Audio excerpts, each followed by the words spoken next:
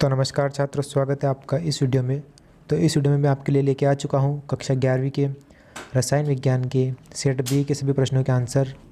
तो आपको इस वीडियो में जो है वो 1 से लगाकर प्रश्न क्रमांक 18 तक के सभी उत्तर मिलने वाले हैं सेट बी के कक्षा 11वीं के रसायन विज्ञान के। तो आप इस बात पर इस वीडियो को एक लाइक जरूर से कर दीजिएगा। तो चलिए आप सभी आंसर्स को देख लेते हैं। तो यहाँ पर ये पहला आंसर जो है सही विकल्प वाला है। तो इसके पाँचों के आंसर जो है वो आपको सामने दिख रहे हैं। पहले में CH, दूसरे में Al3 प्लस, चौथे में 7.4, तीसरे में 7.4, चौथे में Sp क्यूब और पाँचवें में CnH2n+2। तो ये आपके पहले सही विकल्प के सभी उत्तर। इसके बाद दूसरा प्रश्न देख लेते हैं। दूसरे के पहले में आएगा केल्विन, दूसरे में आएगा 0, 1, 2 और उसके बाद तीसरे में आएगा आंतरिक ऊर्जा, चौथे में आएगा D2O और पाँचवें में आएगा S ब्लॉक। तो ये आपके प्रश्न क्रमांक दूसरे के भी सभी उत्तर आपको मिल चुके हैं। इसके बाद तीसरा देख लेते हैं। तीसरा जो है ये सही जोड़ी वाला है, तो आप सही से सही का मिलान कर लीजिएगा। यहाँ पर पहले में आएगा 55.5, दूसरे में 20, तीसरे में लिथियम, चौथे में वर्ग 2 और पाँचवें में वर्ग 13। तो ये आपका सही जोड़ी के भी सभी आंसर आपको मिल चुके हैं इस वीडियो में। प्रश्न क्रमांक 4, एक शब्द या एक वाक्य में उत्तर का आप देख लीजिए। पहला, किसी विलयन के 1 लीटर आयतन में किसी घटक का मोल अंश उस घटक के मोलों की संख्या तथा विलयन के कुछ मोलों की संख्या का अनुपात होता है। तो ये पहले का आंसर। इसके बाद दूसरे का देख लीजिए। दूसरे का लुईस क्षार बराबर NH3 और लुईस अम्ल बराबर Bf क्यूब, अब Bf3। इसके बाद तीसरा सिग्मा बराबर 5 बंद और पाई बराबर 1 बंद। चौथा है एल्कीन का सूत्र रहेगा CnH2n और एल्काइन का रहेगा CnH2n-2। इसके बाद पांचवा आयोडोफार्म और एसिटिक अम्ल के भी सूत्र आपके सामने हैं, CHI3 और एसिटिक अम्ल का CH3COOH। तो ये आपके प्रश्न क्रमांक 4 के 5 आंसर हो गए। इसके बाद प्रश्न क्रमांक 5 देख लेते हैं, जिसका आंसर भी आपको मिल जाएगा वीडियो में। तो ये आप देख लीजिए, नियान और फास्फोरस इन दोनों की आपको किस प्रकार से संरचना बनी हुई है ये देख लीजिएगा आप। प्रश्न क्रमांक 6वां भी देख लीजिए।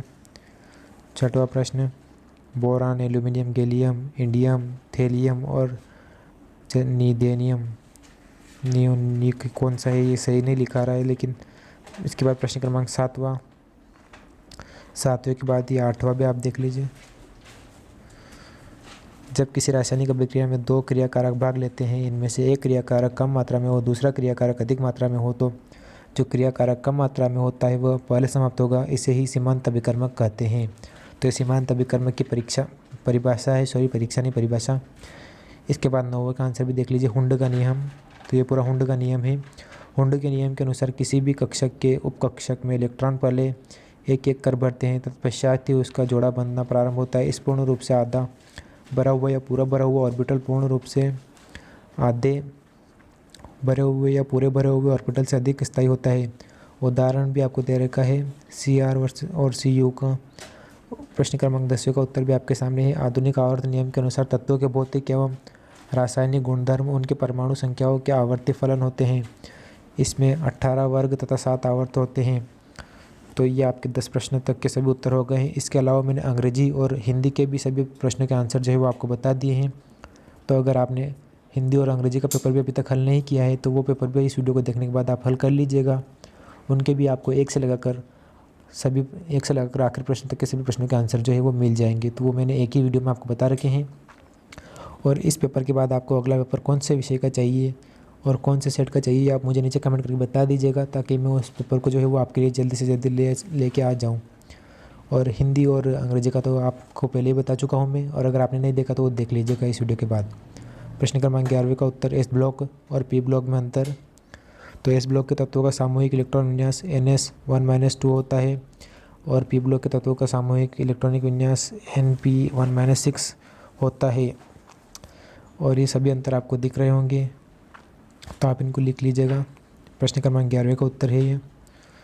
इसके बाद प्रश्न क्रमांक 12, भौतिक प्रक्रमों में साम्यावस्था के 4 अभिलक्षण। तो आपको 4 अभिलक्षण बताने थे, तो ये 4 अभिलक्षण आपके सामने हैं। आप वीडियो को पॉज करके इसका स्क्रीनशॉट ले लीजिएगा, और अगर कोई सा प्रश्न आपसे छूट जाए तो आप वीडियो को पीछे करके उस प्रश्न का आंसर देख लीजिएगा। तो ये चारों के चारों अभिलक्षण आपके सामने हैं, उदाहरण भी दे रखा है इसमें। और उत्तर क्रमांक 13, स्थायी जल की स्थायी कठोरता और अस्थायी कठोरता को आपको समझाना था। तो ये स्थायी कठोरता आपके ऊपर, ये स्थायी कठोरता का पूरा आपको दे रखा है पहले पैराग्राफ। और उसके बाद अस्थायी का दे रखा है ऊपर, सॉरी, और ये स्थायी कठोरता, और कारण भी है इसमें इसके साथ। उत्तर क्रमांक 14 का, प्रश्न क्रमांक 14 का उत्तर भी आपके सामने है, तो इसे भी देख लीजिएगा आप। ये प्रश्न क्रमांक 14 का उत्तर 2mg + O2 = 2mgO, और 3mg + N2 = mg3N2, और 2Na + 2H2O = 2NaOH + H2। प्रश्न क्रमांक 15 का उत्तर भी आपके सामने है, तो ये रहा पूरे 15 का उत्तर। इसके बाद प्रश्न क्रमांक 15 के उत्तर के बाद प्रश्न क्रमांक 16 का उत्तर, आंतरिक ऊष्मा। किसी निकाय में अंतर्विष्ट ऊष्मा को उस निकाय की आंतरिक ऊष्मा कहते हैं। और दूसरा है दहन ऊष्मा। किसी तत्व या यौगिक की 1 ग्राम अणु की मात्रा को ऑक्सीजन में स्थिर आयतन पर पूर्णतः जलाने से जितनी ऊष्मा निकलती है उसे उस तत्व या यौगिक की दहन ऊष्मा कहते हैं। इसके बाद उत्तर क्रमांक 17वां भी आप देख लीजिए। ये उत्तर क्रमांक 17वां है ग्रेफाइट और एल्यूमिनियम का, तो आप इसे भी देख लीजिए। और ये उत्तर क्रमांक 18वां। तो ये हो गए हैं आपके रसायन के सभी उत्तर। आप एक बार फिर से देख लीजिएगा इनको। तो इसी बात पे आपको इस वीडियो को एक लाइक जरूर से करना होगा, और वीडियो को अपने दोस्तों के साथ भी जरूर से शेयर कर दीजिएगा। और हाँ, चैनल को सब्सक्राइब करके रखिएगा, क्योंकि इस पेपर के बाद में आपके फिजिक्स के भी सारे क्वेश्चंस के आंसर जल्दी लाने वाला हूँ। तो इसके लिए आप चैनल को सब्सक्राइब करके रखिए और बेल आइकन को प्रेस करके रखिए। और इससे पहले मैं अंग्रेजी के सारे पेपर के आंसर्स जो है वो डाल चुका हूँ। अंग्रेजी के सेट बी के पूरे पेपर के आंसर जो है मैंने डाल दिए हैं। प्रश्न क्रमांक 1 से लेकर प्रश्न क्रमांक 15 तक के सभी आंसर आपको मिल जाएंगे। तो अगर आपने वो वीडियो नहीं देखी है तो अभी आपको वो वीडियो शो हो रही होगी, तो आप उस वीडियो को भी जरूर से देख लीजिए। और चैनल को सब्सक्राइब कर दीजिए और बेल आइकन को प्रेस करके और पे सेट करके रखिए।